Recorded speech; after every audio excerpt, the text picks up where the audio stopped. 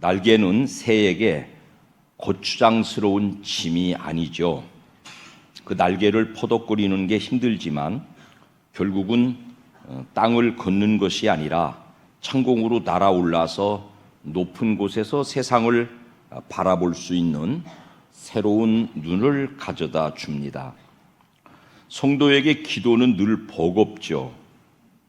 땅에 발 딛고 사는 동안에는 육신을 가지고 있으니까, 심지어 주님께도 사람의 몸을 입고 계시는 동안에는 기도가 어렵고 팍팍하셨습니다. 육신을 입으신 주님이 겟세마네에서 보여주신 기도로 날개를 다시고 십자가를 지고 승천하셔서 우리의 소망이 되셨습니다.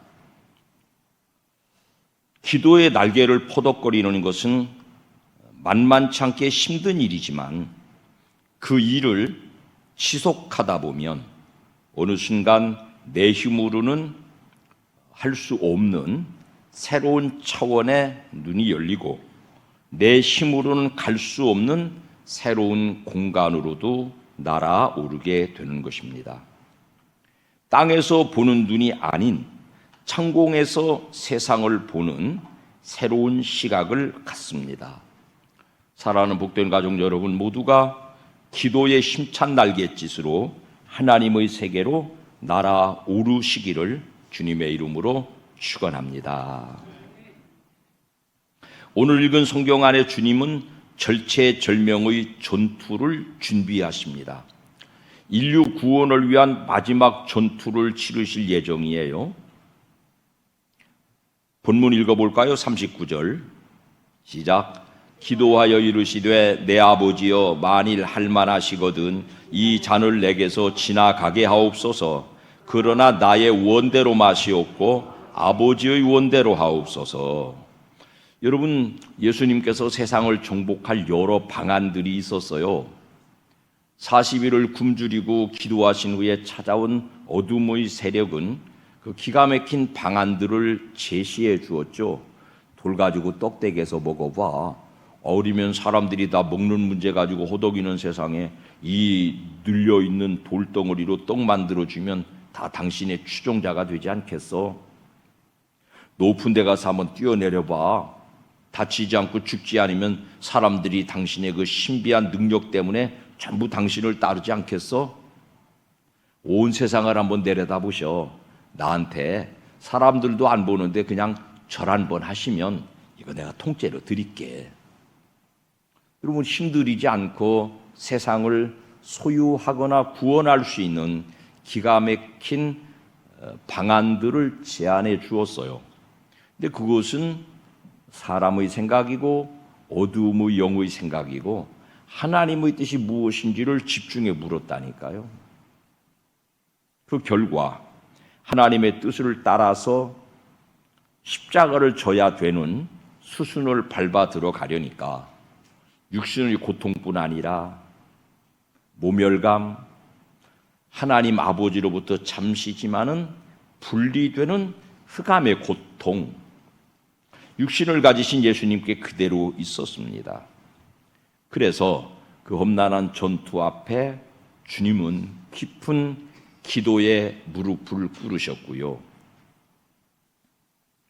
12 제자 모두가 아니라 그중 베드로, 야고보, 요한 세 사람 따로 구별해서 그 간절한 기도의 자리에 초청하셨습니다. 그때의 정황을 히브리서 기자는 이렇게 표현해요. 시작. 그는 육체에 계실 때에 자기를 죽음에서 능히 구원하실 이에게 심한 통곡과 눈물로 간구와 소원을 올렸고 그의 경건하심으로 말미암아 들으심을 얻었느니라. 육신의 고통을 좀 지나갈 방안이 없을까요? 응답은 없어요. 근데 하나님이 그 기도를 듣기는 하셨다는 거예요. 근데 내가 원하는 것이 하나님의 뜻이 아니라는 사실을 분별했고요. 여러분, 인생의 승리는 뭐냐면 내 뜻대로 내 생각대로 살아가는 것이 아니라 나를 향하신 내 일평생에 하나님의 뜻이 무엇인지를 구별하는 거예요. 하나님 뜻대로 살아내는 사람은 성공한 인생, 승리한 인생이라고 할 수 있습니다.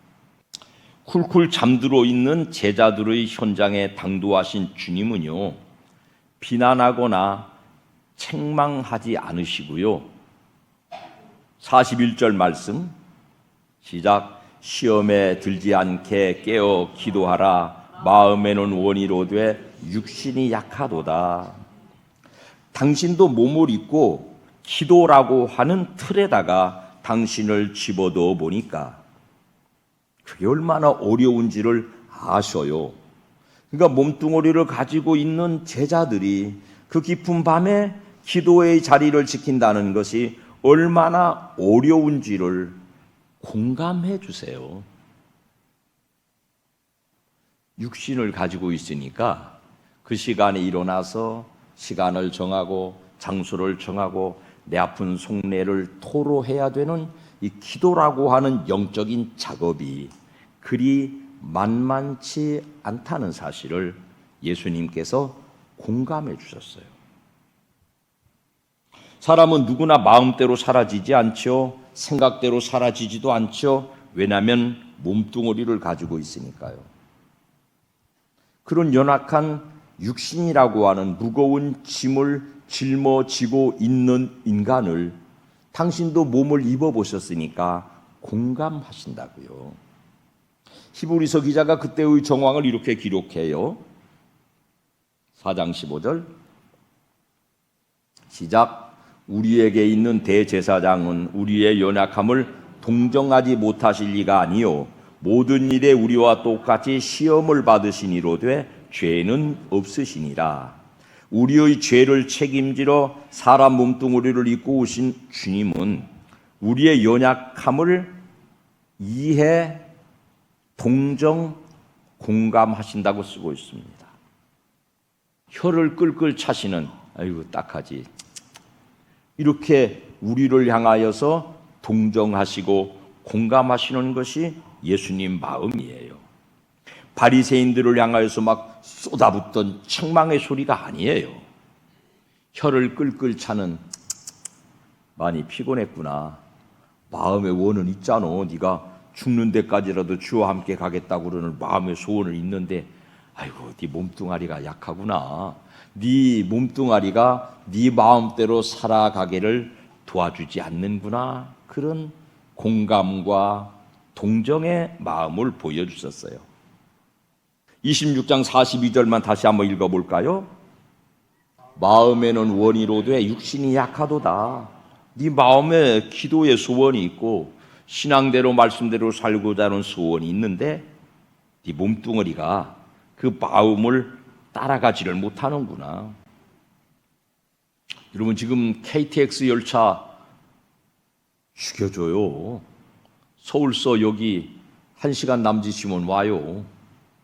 왜냐면은 기관차가 강력하니까요. 옛날에 칙칙폭폭 열차, 우리 또 여기 유동호 장로님이 끌고 다니던 디젤 열차 이런 거는요 지금 KTX 열차 같이 힘이 없어요. 그러니까 저기 사선대 있는데 거기 그 전에 우리 유동호 장로님한테 들어보니까 거기는 이렇게 오르막이래요. 거기 올라가려면은 막 기차가 슝차대요. 힘이 약하니까. 엔진이 약하니까. 지금 KTX 열차는 엔진이 강력하니까 빵 300km 달린다니까요. 인간은 누구나 몸뚱어리라고 하는 육신적인 브레이크가 다 걸려 있어요. 육신의 한계를 다 가지고 있어요. 마음이라고 하는 엔진을 가지고 몸이라고 하는 이 짐을 끌고 가기는 모자라다는 뜻이에요. 생각이라고 하는 인간의 결심, 결단이라고 하는 엔진을 가지고는 우리 육신의 무거운 짐을 끌어가지 못한다는 거예요. 그걸 예수님이 아시고 공감해 주시고 동정해 주세요. 그리고 그러나 기도가 얼마나 중요한 자산인지를 알기 때문에 새로운 방안을 만들어 주셨는데요. 구약에는 그걸 율법이라고 해요. 네 연약한 육신을 하나님의 뜻대로 살아가기 위해서는 살인하지 마라, 간음하지 마라, 도둑질하지 마라, 거짓말하지 마라, 네 이웃을 탐내지 마라. 이런 율법적 제약으로 우리 육신의 연약함을 통제해 보려고 했는데 안 됐어요. 애초에 에덴 동산에서부터 그 실패예요. 저 먹지 마라, 덜렁 따먹고 말았지 않아요. 요한복음 8장에 나오는 팔푼요, 유대 사람이에요. 유대 여자예요. 그 주변에 함께 일 저지른 사람들은 전부 유대인들이에요. 그 살인하지 마라, 간음하지 마라, 인간이 가지고 있는 본능, 연약함, 이거를 통제해 보려고 하는 율법적 제약을 넘어서서 몸을 그런 도구로 사용하고 있지 않습니까? 다 실패로 끝났다고요. 그래서 예수 그리스도가 이 땅 위에 오시어서 새로 주시는 규범이 있어요. 네 연약한 육신, 네 무거운 짐덩어리 육신의 소욕, 안목의 정욕을 끌어갈 새로운 엔진으로 장착하자. KTX 엔진으로 바꿔 달자. 그 KTX 엔진은 다음 중 무엇일까요? 1. 디젤 엔진, 2. 증기기관차, 3. 마차, 4. 성령 하나님. 어렵죠? 문제가 어려워요. 힌트를 드리면은 정답은 끝에 있어요. 성령 하나님. 내 인간의 의지가 아니라, 마음의 생각이 아니라 내 엔진을 성령의 강력한 인도로 바꾸어 달면 연약한 육신을 일깨워서 내 뜻이 아니라 하나님의 뜻을 분별할 수 있고 그 하나님의 분별된 뜻대로 살아갈 수 있는 새로운 인생의 엔진이 되는 줄로 믿습니다. 성령 충만 받으시기를 바랍니다. 그래서 기도를 강권하시는 거예요. 졸려 죽을 지경인 제자들을 깨워서 자꾸 기도하라고 그러세요. 왜냐니까 사탄을 이길 수 있는 유일한 무기는 기도밖에 없어요. 2000년 예수님 십자가에 죽으신 이후에 역사 동안에 사탄은요, 인간들을 기가 막히게 다뤄왔어요. 수단과 방법과 지혜와 철학이나 인륜, 도덕이나 율법 가지고 절대로 사단을 이겨내지 못해요. 무기가 달라져야 돼요. 러시아하고 우크라이나하고 전쟁 치르는데 러시아가 며칠 만에 우크라이나 잡아먹을 줄 알았는데 못 잡아먹고 지금 토해내고 있어요. 세계에서 전쟁 강국인 러시아의 수도 모스크바에 우크라이나 미사일이 떨어졌어요. 왠 줄 아시죠? 우크라이나 자신들은 별것 아닌데 미국을 중심으로 한 서방 세계가 최신 무기들을 지원해 줬어요. 무기가 좋으니까 전쟁에서 이깁디다. 걱정은 저 먹고 살 것도 없는 북의 사람들이 뭐 너무 좋은 무기들을 그렇게 만들어서 자랑을 했었는지 그거 좀 염려돼요. 여러분의 인생의 전쟁의 무기는 잘 갖추어져 있으십니까? 수단과 방법과 하나님의 뜻을 구별하지 못하는 내 생각, 내 판단, 내가 옳다고 주장하는 것 가지고는 백전백패거든요. 성령 하나님의 강력한 인도를 받고 성령 하나님의 강력한 에너지를 엔진으로 장착한 기도의 사람만 어둠의 역을 이길 수 있는 유일한 무기로 무장된 사람입니다. 기도로 무장해야만 이길 수 있으니까 야, 너 육신이 힘들지, 잠 못 잤지, 너는 잠이 많지, 너 새벽에 일어나기 어렵지, 그래도 깨어서 기도해야 돼. 그래야 네 인생이 하나님의 뜻을 분별하고 그래야 네 인생이 하나님의 뜻대로 사라지니까. 또 하나님의 뜻은 알잖아. 죽는 데까지라도 주와 함께 가겠다고, 모두가 주를 버릴지라도 나는 죽음까지 주를 버리지 않겠다고 하는 네 골수 신앙은 알아. 너 근데 그거 실천할 힘이 있어? 없잖아. 그 실천할 수 있는 에너지가 뭐냐?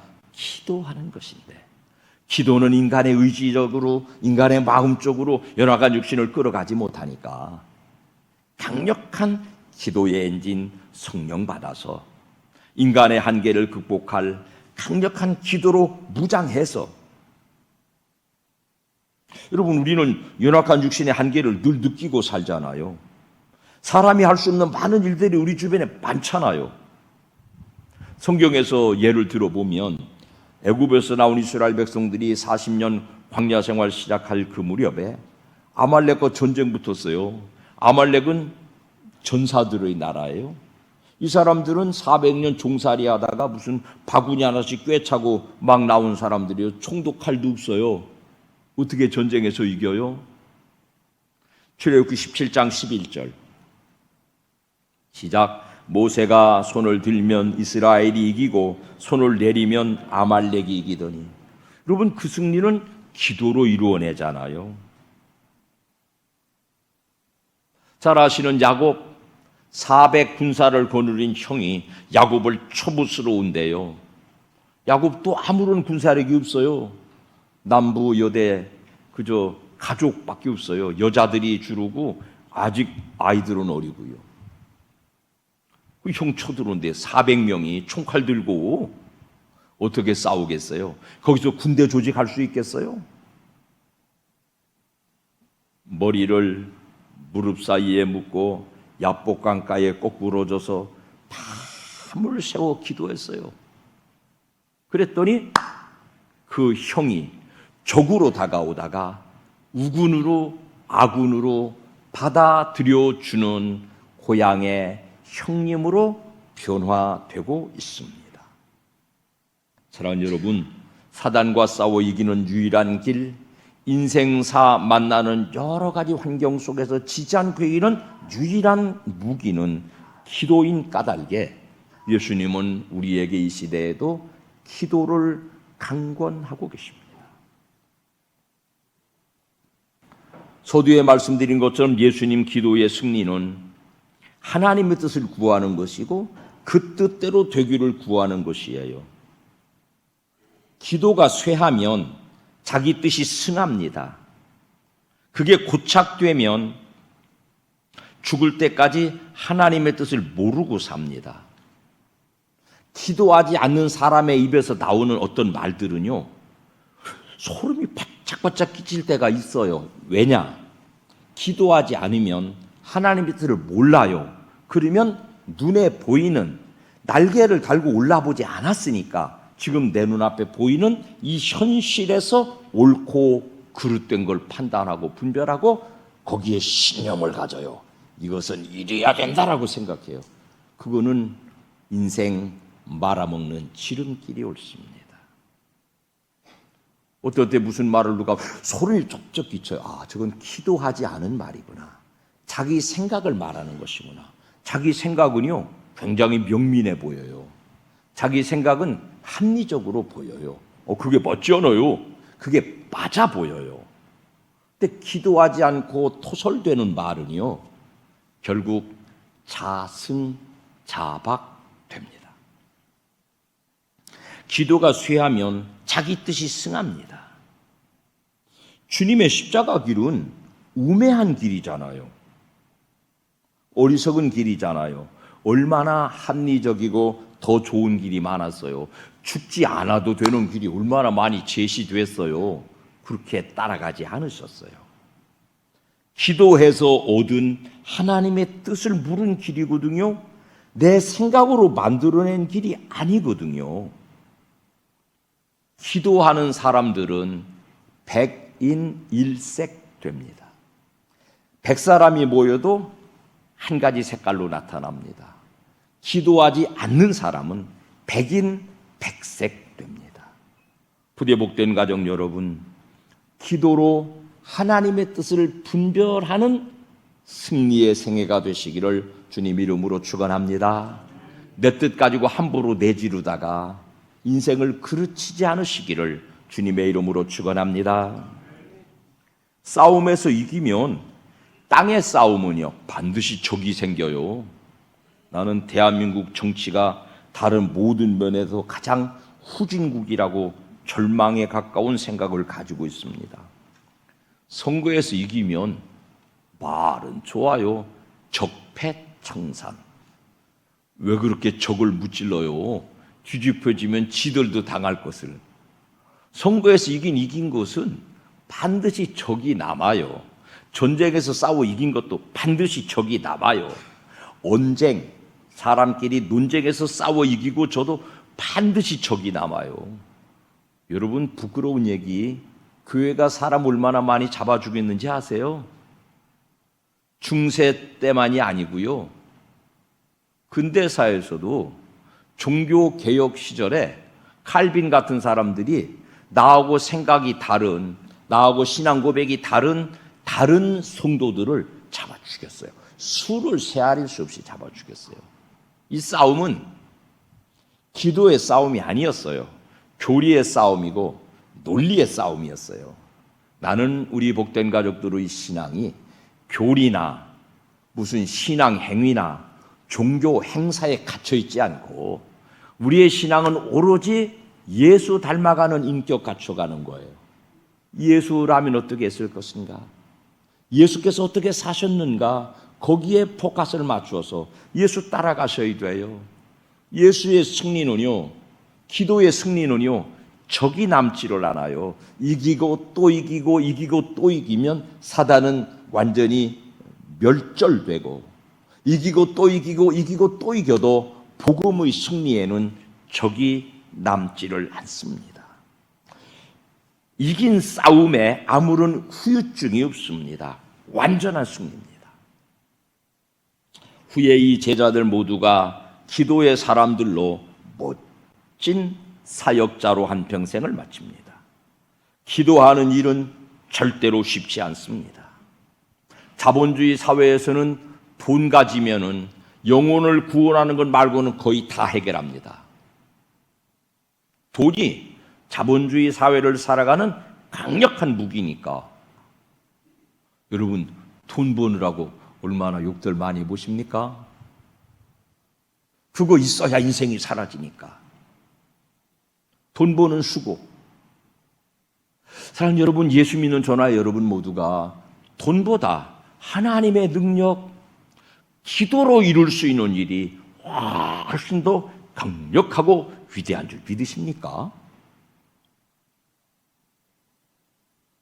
그렇다면 돈 버는 수고 때문에 기도하는 수고를 약화시켜서는 안 되지 않아요. 돈보다 이룰 수 있는 훨씬 더 강력한 능력이 기도 안에 들었으니 돈 버는 것 이상 기도의 항상성이 우리 가족들에게 잘 유지돼서 언제 꺼내 들어도 늘 쓰던 만년필처럼 잉크가 줄줄줄 흐르는 품질 좋은 복된 가족들, 50년을 써서 낡아버렸어도 늘 쓰니까 잘 나와요. 7, 80만 원짜리 비싼 거라도 이거 안 쓰고 묵혀두면 효용성이 떨어져요. 연로하신 성도님들이나 젊고 활기찬 성도 여러분이라 할지라도 돈 버는 수고보다 기도하는 수고에 여러분 헌신하시면 인생의 완벽한 승리, 첫째로 하나님의 뜻을 깨닫고 둘째 하나님의 뜻대로 살아서 인생이 순탄하고 질서 있게 사라지는 복을 누리게 될 것이니 여러분 인생의 기도가 상시화되는, 늘 기도하는, 그 주님도 성경에 그런 말씀 남기셨죠? 항상 기뻐하세요. 기도는 쉬지 말고 오세요. 만년필 좋아도요, 이거 안 쓰고 쉬었다가 다시 쓰려면 안 써지니까 언제나 기도로 여러분의 삶을 이어가세요. 그것이 강력한 승리의 무기입니다. 뜨문 잘 안 나와요. 그거 뜨문은. 기도는 일상에 완전히 장악되어 있어야 돼요. 마음의 원으로는 안 돼요. 생각, 결심 가지고 못해요. 그만큼 자산 가치가 있는 것이니까 성령 하나님을 보내주셔서 우리 연약한 육신을 기도의 자리로 KTX처럼 강력하게 이끌어갈 능력이 되셨으니 그 능력 받으시고 복된 가족들 모두가 기도의 성도들이 되시기를 주님 이름으로 축원합니다.